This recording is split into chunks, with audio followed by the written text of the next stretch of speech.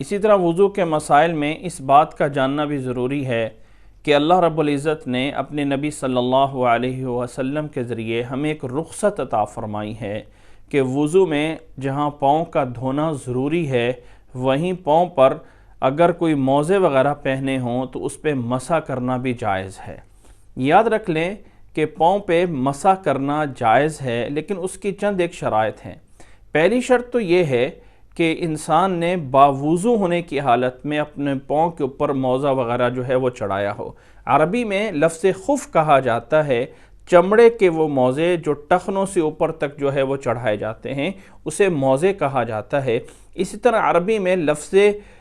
جورب بھی اسی معنی میں استعمال ہوتا ہے، لفافت الرجلی، یعنی پاؤں کے اوپر چڑھانے کی ایک چیز،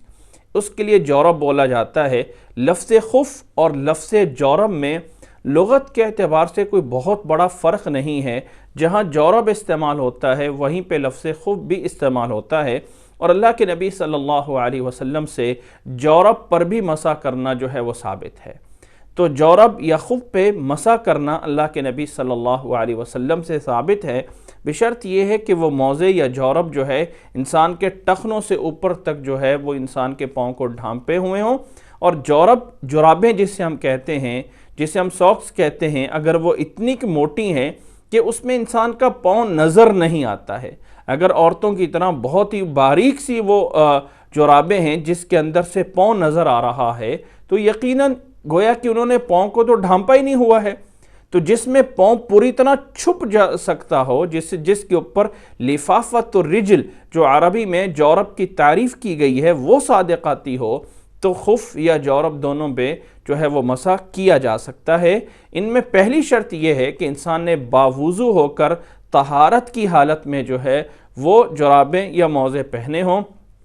حضرت مغیرہ بن شعبہ رضی اللہ تعالیٰ عنہ فرماتے ہیں كنت مع النبي صلی اللہ علیہ وسلم فی سفر فأہویت لأنزع خفیہ فقال دعہما فإنی ادخلتہما طاہراتین فمسح علیہما۔ امام بخاری رحمہ اللہ نے اس حدیث کو 203 نمبر پہ بیان فرمایا ہے۔ حضرت مغیرہ بن شعبہ رضی اللہ تعالیٰ عنہ فرماتے ہیں کہ میں نبی صلی اللہ علیہ وسلم کے ساتھ ایک سفر میں تھا، تو میں اللہ کے نبی صلی اللہ علیہ وسلم کے موزے اتارنے کے لیے جھکا کہ آپ وضو فرمانے لگے تھے،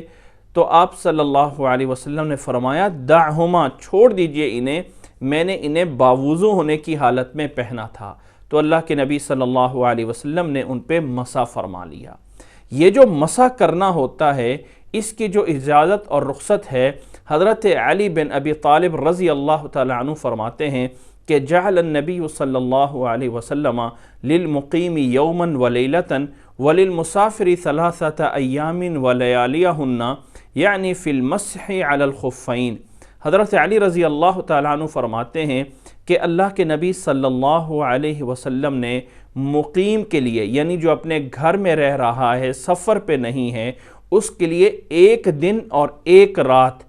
مسح کرنے کی اجازت دی ہے، اور جو مسافر ہے، گھر سے باہر سفر پہ گیا ہوا ہے، اسے 3 دن اور 3 راتیں جو ہیں وہ مسح کرنے کی اجازت ہے۔ یعنی پاؤں کے اوپر جب اس نے موزے وغیرہ ایک دفعہ پہن لی ہیں طہارت پاکیزگی باوضو ہونے کی حالت میں، اب دوبارہ وضو کرنا چاہتا ہے تو پاؤں دھونے کی بجائے اس پر جو ہے وہ مسح جو ہے وہ کر لیا جائے۔ اس کی اتنے ٹائمنگ کی اجازت ہے، مقیم کے لیے 24 گھنٹے اور مسافر کے لیے جو ہے وہ 3 دن اور 3 راتیں ہیں۔ یہ جو مسح کرنے کی ابتدا ہے یہ پہلے مسح سے شروع ہوتا ہے وقت۔ یوں سمجھ لیں کہ جیسے فجر کے ٹائم جو ہے وہ وضو کیا اور موزے پہن لیے یا جرابیں پہن لی اور پھر فجر کی نماز ادا کر لی، اور انسان کا وضو مثال کے طور پہ اشراق کے قریب جا کے ٹوٹ گیا، اور دوبارہ جو ہے اس نے ظہر کے ٹائم جو ہے وضو کیا، اور پہلی دفعہ جو مسح کیا ہے وہ ظہر کی نماز کے ساتھ کیا ہے، تو اب جو 24 گھنٹے کی ٹائمنگ ہے یا 3 دن اور 3 راتوں پہ مسح کرنے کی اجازت کی ٹائمنگ ہے وہ پہلے مسح سے شروع ہوگی، نہ ہی موزے پہننے سے ٹائم شروع ہوگا، یعنی وضو ٹوٹنے سے ٹائم شروع ہوگا، بلکہ جو ٹائم شروع ہوتا ہے وہ پہلے مسح سے شروع ہوتا ہے، کیونکہ حضرت علی رضی اللہ تعالیٰ عنہ کی روایت میں یہ الفاظ ہیں، یعنی فی المسح علی الخفین، مسح کرنے کے لیے تو مسح کرنے سے ٹائم شروع ہوگا، اور پھر ایک دن اور ایک رات جو ہے وہ مقیم کے لیے، اور مسافر کے لیے 3 دن اور 3 راتوں تک جو ہے اسے جو ہے وہ اجازت ہے۔ مسح کرنے کی جو کیفیت ہے پاؤں کے اوپر، اللہ کے نبی صلی اللہ علیہ وسلم سے کوئی خاص کیفیت ایسی نہیں بیان کی گئی ہے، بس حضرت علی رضی اللہ تعالیٰ عنہ کی روایت موجود ہے۔ حضرت علی رضی اللہ تعالیٰ عنہ فرماتے ہیں لو کان الدین بالرأی لکان مسح اسفل الخف اولا من اعلاہ۔ فرماتے ہیں کہ اگر یہ دین عقل اور رائے کی بنیاد پہ چلتا ہوتا تو مسح پاؤں کے نیچے سے کیا جانا تھا، کیونکہ مٹی تو نیچے سے لگی ہوتی ہے، لیکن میں نے نبی صلی اللہ علیہ وسلم کو پاؤں کے اوپر سے مسح کرتے ہوئے دیکھا ہے۔ یعنی دین عقل کی بنیاد پہ ہی سارا نہیں چلتا، بلکہ دین وہ ہے جو اللہ یا اللہ کے رسول صلی اللہ علیہ وسلم نے ہمیں عطا فرمایا ہے۔ تو اس سے ہمیں یہ پتا چلا کہ مسح پاؤں کے اوپر سے ہوتا ہے۔ اب اس کی خاص کوئی کیفیت نہیں ہے، خواہ انسان اپنے دائیں ہاتھ سے